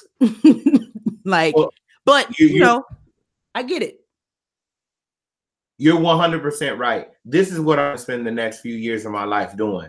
Like, we can't ask. See, I want to repeat my thesis that artists follow the culture, not the reverse. Right. And so we've got to create a powerful cultural movement in which artists can follow and find a home in. So we're asking artists to do way too much. For example, what my motto for like great artist, athlete number one is Muhammad Ali. Like, for like that type of person. I get it. And artist is Nina Simone. I would say it's like my motto for both of those. But I can't extrapolate what their experience was and put it on current day artists and athletes, because the culture in the world has shifted dramatically. And let's be also honest, Muhammad Ali was a crazy motherfucker. He went to jail. Like he sacrificed. Yeah, he's a generational person too. So that's kind of unfair as well. He's not just a generational athlete. He's a generational person. Dr. King didn't go to jail for 4 or 5 years. Right. You know what I'm saying? And then Nina Simone was also, I'm not gonna call her the C word because she actually did have some mental things, but she was a whole nother like animal too with her shit. She was like, look, y'all not gonna come to my concerts, I'm going to Paris. Fuck y'all. Right, I'm out. right. You know like, what I'm saying? Cut from a different cloth. They were. But they also knew that there was a home for them where if they put their neck out, that we could be like, come here, baby, we got you. We don't have that power to do that right now. Huh? What? I was just saying. How can we say it, boo? Oh, I'm not. I'm doing a juice and a smoothie. So we don't have that anymore, and we need to be able to create a culture where those artists can feel protected. What's one thing that we're working on is coming up with Smoke Signals and with some of the other projects that we're doing is building a new culture and building a new community, a movement where if an artist does put their neck out, that we have something to be able to hold them with, and they're going to get some sort of not reward, but some sort of satisfaction for that sacrifice. Right. We also need people to understand that every sacrifice doesn't get satisfaction, which is why they call it a sacrifice. Right. So we need to be able to build that. And the next generation of artists that come up are going to be different. The generation of artists, I don't know how many of them that we're going to be able to say have made real sacrifice for the people. Right. Because it's just a different time and a different condition. And the movement, as much as we thought we were, it was not powerful enough to get as many artists as we need on our side. No, I totally agree. All right. Well, this was a good conversation about Beyonce. I'll just end it with this. Keep Beyonce's name out your fucking mouth. All right, cool. So yeah, I want to get into your business a little bit. As like at the top of the show, I introduced you as, a man who wears so many hats.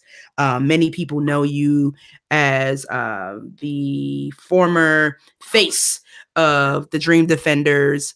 And I believe, was that in November or December?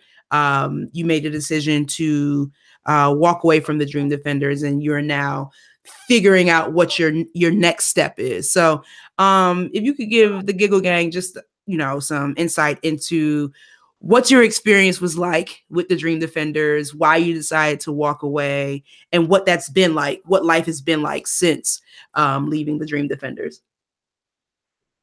Well, I mean, Dream Defenders is the most important thing in the last 6 years, man. It was this was a group of people who came together after being on the, feeling like we were spectators in our lives and seeing Occupy happen, seeing Troy Davis be murdered or, be executed, seeing, we watched a whole bunch of things happen. I watched a whole bunch of things happen. And Dream Defenders was a product of people coming together and saying, we got to do something about it. And then after we did something, realizing that if we didn't start an organization with an infrastructure that can continue it, then it was going to be just like all these other fly-by-night things and be gone. A lot of things they wash away, especially now. This shit's gone in a day now. You cleanse your palate and you don't even know what, you don't even know where people are and what they're doing anymore. And so Dream Defenders has been just an important part of my personal evolution. We've done a lot of incredible stuff in Florida. We've shifted the culture in a lot of different ways. More people. I mean, when we first started in 2012, I know this personally. No one was talking about movement or Black people or poverty or any of the things that I was talking about when I first got on.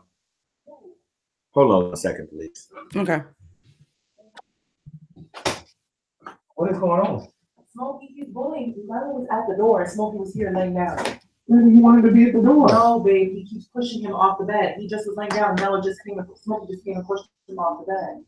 Come on, Smokey.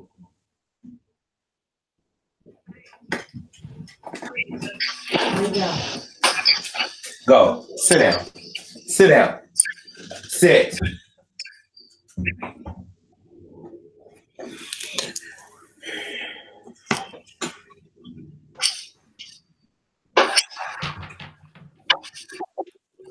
Hold on. Yeah. Phil. No problem. No problem. Sit down.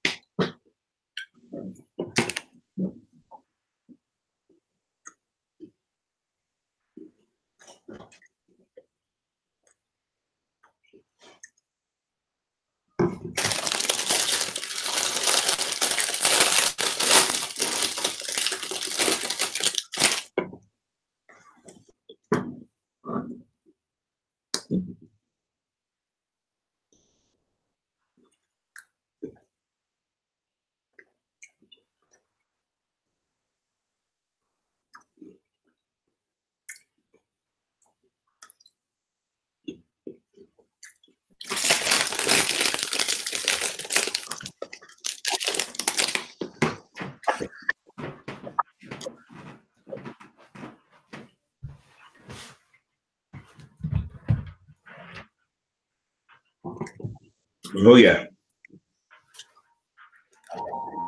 Yeah. Furniture store is trash.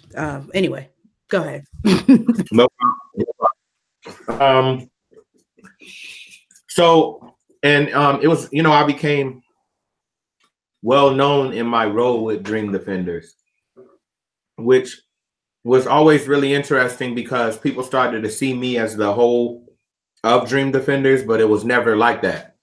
I was just one piece of it. Mm-hmm. And so, you know, we after trying to figure that piece out, we started to figure out, because our organization had grown so much, we had done and gotten really, really popular and big, but we still had a lot of work to do to build in Florida and to really have the impact in Florida that people thought we had, and also that we had nationally. And so we've spent the last 3 years trying to make sure that we had deep connections in the community. And that really culminated in last year, us becoming like an election year issue, Right. You know, and that's the product of us really working. You know, you don't become an issue in the governor's election unless people know about you. Right. And unless people are afraid of you. So that's what our goal actually was, that to become an organization that struck fear into the opposition, that people knew was a radical organization, that had radical beliefs, that had radical principles, and had radical practices, and that we did. And we were able to do that. And that was huge for us. But for me, I've been wanting to leave the organization for some time. And I think it's just my natural, you know, wanting to move and wanting to, you know, I don't like staying in the same place for too long. And this you know, where I want to go and where I want to evolve to, I knew I wasn't going to be able to do that fully and maintain my responsibilities within the Dream Defenders. And so it was, you know, I would like to say no one was asking me to leave. No one was hoping that I was leaving or wondering when I was leaving. But I was able to choose my own departure and leave at what I think it was the perfect time for me and the organization. There's people in the org ready to move and ready to grow it, and they've already taken it over and done some amazing stuff even in the last 2 months. And for me, I need to figure out what I want to do next. You know, what does this next chapter of my life look like? And I knew I couldn't do that doing the day-to-day stuff of running an organization. Anybody that has a nonprofit understands that it's, you know, any type of venture that when you run, it's not a fit. Yeah, you're all over the place. You're being stretched thin, and you have to perform. You have to deliver, should I say? Well, that's interesting to hear you say, because I believe shortly after you departed Dream Defenders, you did a TED Talk. Was that? Yeah. That's major. That is. Yeah. So tell us about that. Like, nigga, people want to hear you talk. Like, what the people? Yeah. So it was me and Aja, my partner Aja. Yes. And we did a partner talk, and they only allow those at TED Women. So TED does a number of TED sponsored. Yeah. And so at TED Women, they allow partner talks. So that was a really intense. I always wanted to do a TED Talk. I think I had posted even that I had said I was going to do one, and, you know, that I wanted to do it by the time I was off this earth. Excuse me. And I wound up doing it.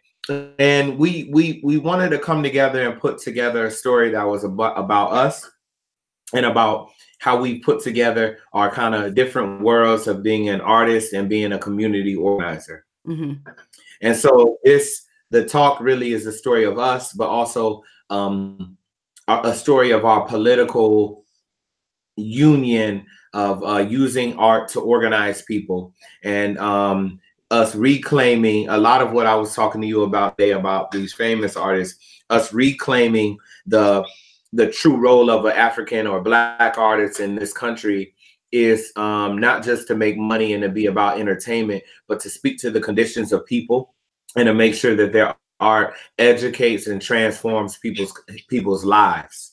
And I don't see that for a lot of our artists, even my favorite. I love all the artists we talked about on the I used to really be a big Jay-Z fan. I'm not so much a big Jay-Z fan of the music anymore, and mostly because of what he's done off wax. But everybody else we talked about, I'm a really pretty big fan of them. But none of them are really, I think, really are holding on to the tradition of what art is and where it started in our community. And that's what we want to start to build, is not just a movement, but a movement of artists who understand that you're not going to just use my painting to gentrify this neighborhood. Right. You're not going to use my song to sell Nikes. You're not going to use my art to sell a whole bunch of clothes, but that understand their worth. And some people may say, oh, you want everybody to be political. And I think our lives are political. We all are political, whether we want to be or not. But one of the bigger stories we want to tell people is that these people are being foolish and not understanding their true worth. That goes for NFL players. Don't understand their true worth. College players don't understand their true worth. Athletes in any sport, artists don't understand their true worth. Beyonce fans, I would say, don't understand their true worth. I understand my true worth. I'm gonna let you have it. I mean, and I didn't mean to say her name. She who shall remain unnamed fans. He make me that girl so from Houston. sick. That girl from Houston, Third Ward. Shut the hell up. But this is what I'm saying. I think an understanding of that will allow for will stop the rampant really pillaging of our people and our art and our creative capital by people who have none of it. They don't got no soul. They don't got no creativity. All they have is money. So what do you think? So, but really quickly, what do you think? I don't know if this is quickly, but what do you think attributes to that? Is it the hope of fame and fortune because a lot of these people grew up poor? Because, like, you know what I mean? Like, what is it? How do we stop that? Because if that's the case, we have to figure out how to eradicate poverty? Like, I'm just trying to figure out, because there's a reason why these people sell their art or their talent and become, I'm using air quotes, quote unquote, sellouts. If somebody can come to me today and be like, hey, I love your show. Your show's fucking amazing. We want to sponsor you. Somebody's going to call me a sellout. Of course, I'm not going to sit up here and do some shit for some stuff that completely is against what I stand for. But if the money is right, like, and depending upon what I choose and say are my ideals, somebody's going to see something wrong with it. You know what I mean? Like, well, I mean, it's not about somebody saying, it's not about us being perfect or being beyond reproach. It's about it's about having a value system that says that money is not the master. Money is not the main reason by which I make my decisions. I'm not a brand, that I'm not a corporation. I'm a human being that cares about what I do and whether what I do negatively affects somebody else. And in every decision that I'm going to make, it's going to be not based on how much money I can make or even what I can do with that money, because that's how people try to, I feel like, switch it up too. I'm gonna do this much with this money. It's not about that. It's about how can I use this platform or these resources I have to, one, maintain my soul, to maintain the beauty of the art that I'm creating, and to make sure that I can help other people and I can uplift other people. And I think there are some bad examples of that logic, but most of the examples that I would give are, people who say, the money is right, but this would have caused me to compromise my principles. Or I don't want money. I don't think my brand or what I represent needs to be on a piece of paper next to this company and what they represent and what they do to people. It's just being cognizant of the impact of what we do and not being so selfish, all about self. That's the basic. This is a value proposition is what we're talking about. And the values that we're talking about, we're not, if I had told you 60 years ago, 70 years ago, if it don't make money, you wouldn't even been able to finish that sentence. Right. It wasn't a saying that if it don't make money, it don't make sense. No, you're right. But they have put their ideas in us in the form of taglines and movies, money over bitches, cash rules everything around me. They put their taglines, and now those ideas are common sense to us.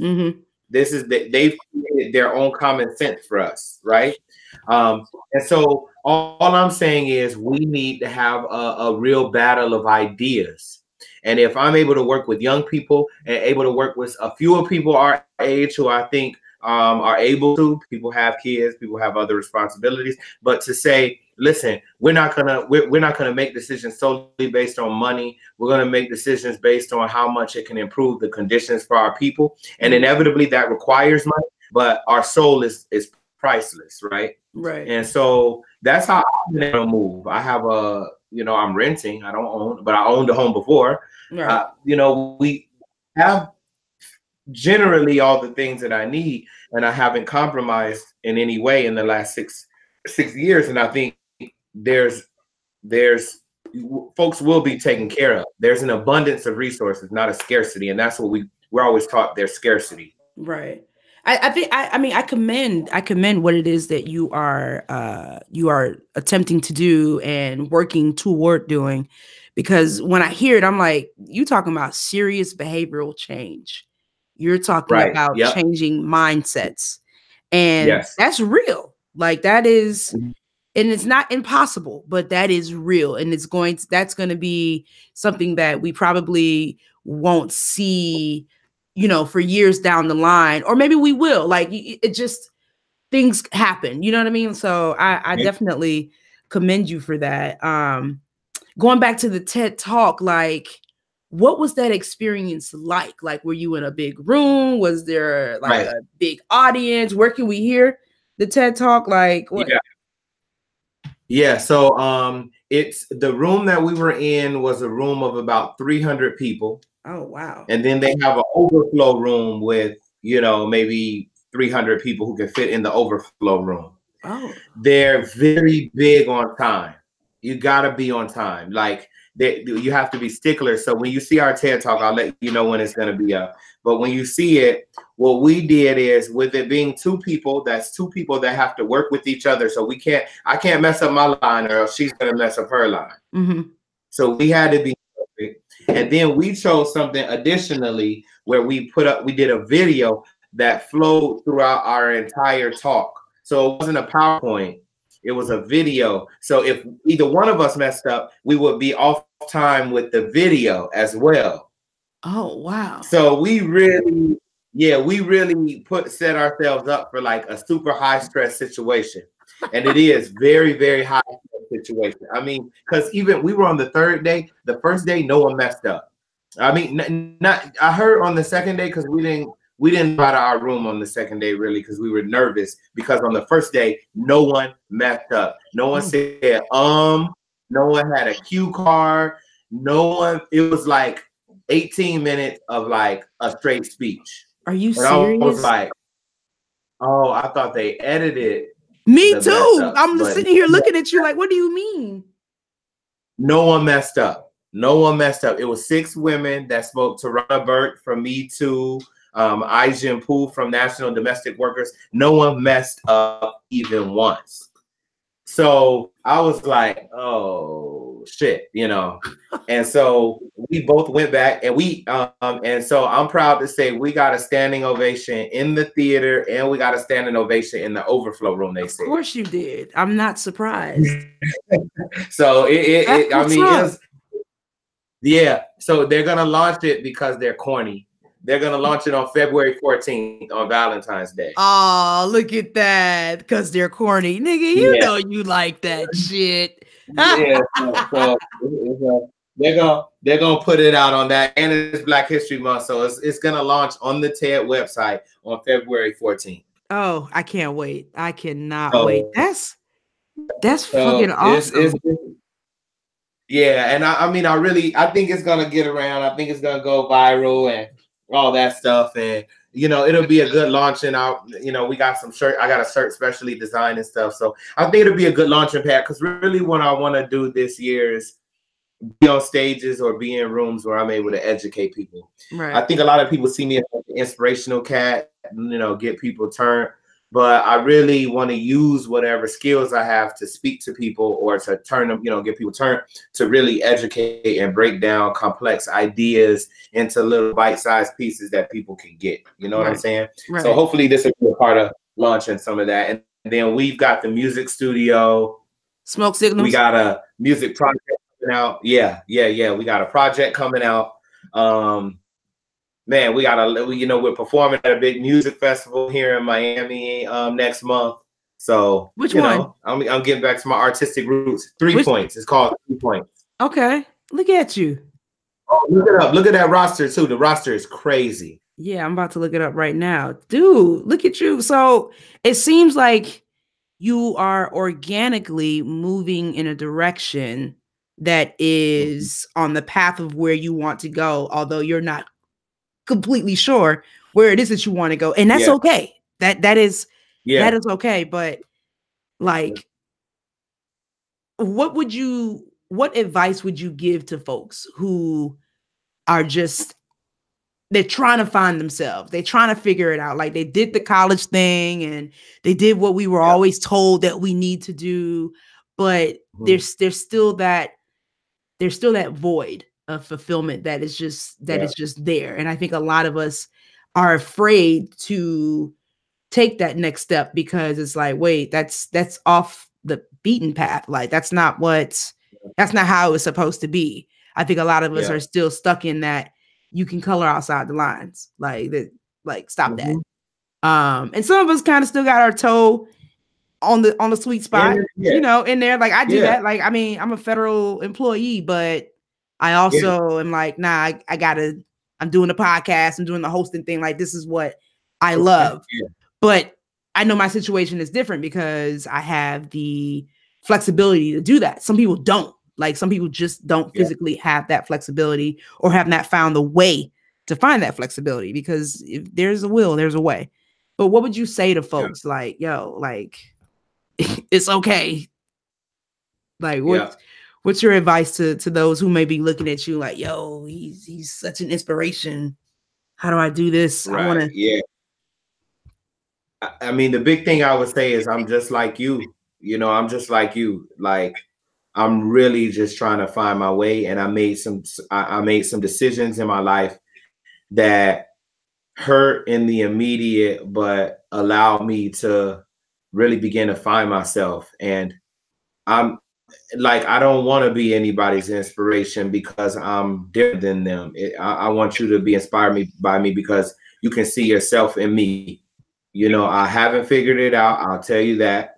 I Mhm. haven't got all the answers, but there's a pursuit that if you abandon it, you'll live with that regret for the rest of your life.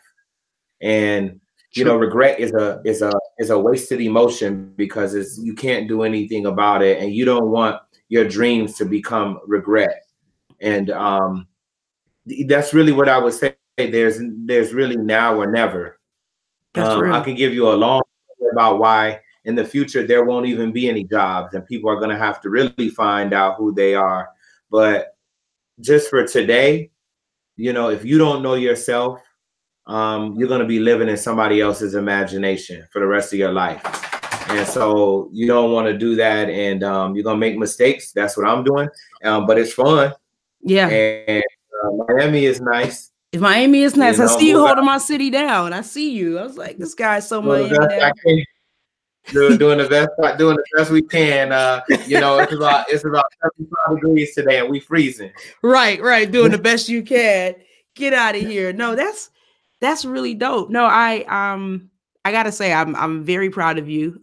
This was um exactly what I expected. Before we get out of here, I want to give Mm-hmm. the folks what's in my beats. This week Mm-hmm. is I'm taking it back. I'm taking it back, and I'm being a little petty because this is just the kind of person that I am. But Missy Elliott is in my beats this week, and she was recently inducted or announced that she was being inducted into the Songwriters Hall of Fame. She's going to be the first female MC inducted to the Hall of Fame. So clap it up for Missy. That's really dope. Super proud of her. I've always been a Missy fan since what, 97 when she came out with Super Mm-hmm. Duper Fly. So this week in my beats, it's going to be a Missy song featuring Beyonce. Yeah, I knew it was coming. I knew it was coming. I mean, I have to do it. And the title of the song is Crazy Feelings. Listen, Missy always been my girl. I love Missy from Jump because she was different, and I also love Missy because of her love for Michael Jackson. Like she was one of the first artists to come out in the mid to late '90s that showed that expressed their love for Michael. It was like they were a fan Mm-hmm. of the art. You could tell that they were a student of the art as well. So I really appreciated people like Missy and Usher, and when Kanye wasn't so crazy, Kanye, like people who just you knew that they were fans first. Like it was cool to see that. So this week in my beats is Missy Elliott, songwriter, Hall of Fame, and Beyonce, Queen Bee.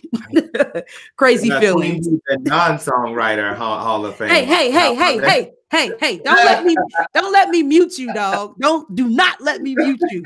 Forget hashtag mute R. Kelly. About to be hashtag mute Phil.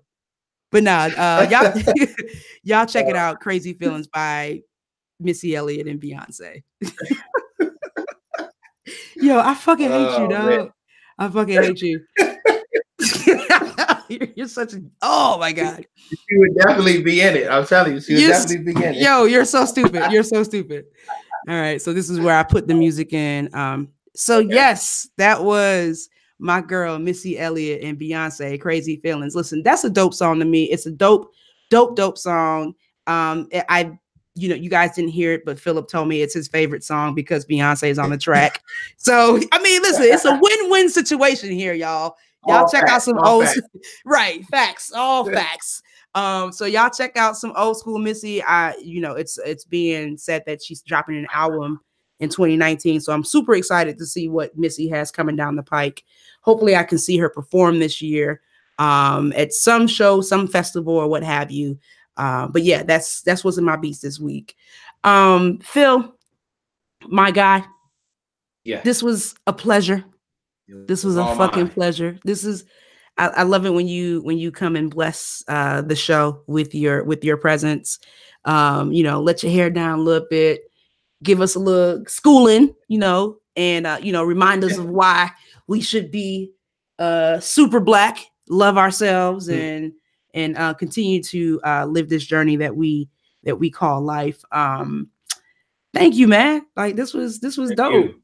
Is there any last words that you want to give the Giggle Gang before we get out of here? Like I know you're on your social media fast, but Yeah.